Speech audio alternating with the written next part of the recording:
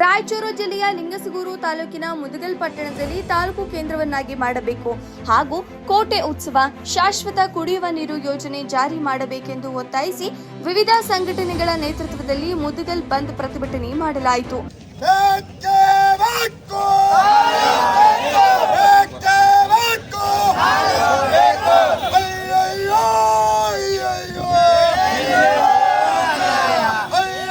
ವಿವಿಧ ಬೇಡಿಕೆಗಳು ಈಡೇರಿಸುವಂತೆ ಆಗ್ರಹಿಸಿ ಬಂದ್ಗೆ ಉತ್ತಮ ಪ್ರತಿಕ್ರಿಯೆ ವ್ಯಕ್ತವಾಗಿದೆ.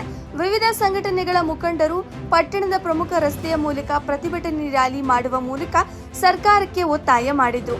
ಬಂದ್ ಹಿನ್ನೆಲೆಯಲ್ಲಿ ಎಲ್ಲ ಅಂಗಡಿ ಮುಗ್ಗಟ್ಟುಗಳನ್ನು ಸಂಪೂರ್ಣ ಬಂದ್ ಮಾಡಲಾಗಿದ್ದು, ಬಂದ್ ಹಿನ್ನೆಲೆ ಸಾರಿಗೆ ಬಸ್ಗಳು ಬೀದಿಗಿಳಿಯದ ಕಾರಣ ರಸ್ತೆಗಳು ಬಿಕೋ ಎನ್ನುತ್ತಿರುವುದು ಕಂಡುಬಂದಿತು.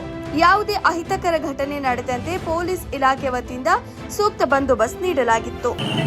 7 ಕಿಲೋಮೀಟರ್ ಉದ್ದ ಇರತಕ್ಕಂಥ ಉತ್ಸವ ಆಗಬೇಕು ಅನ್ನೋದು ಪುಣ್ಯ ಈ ಬೇಡಿಕೆ ಸಲುವಾಗಿ ಹೋರಾಟ ಮಾಡಬೇಕು ಅಂತ ಹೇಳಿ ಅವರು ಸಲಹೆಗಳನ್ನು ನಮಗೆ ನೀಡಿದ್ರು.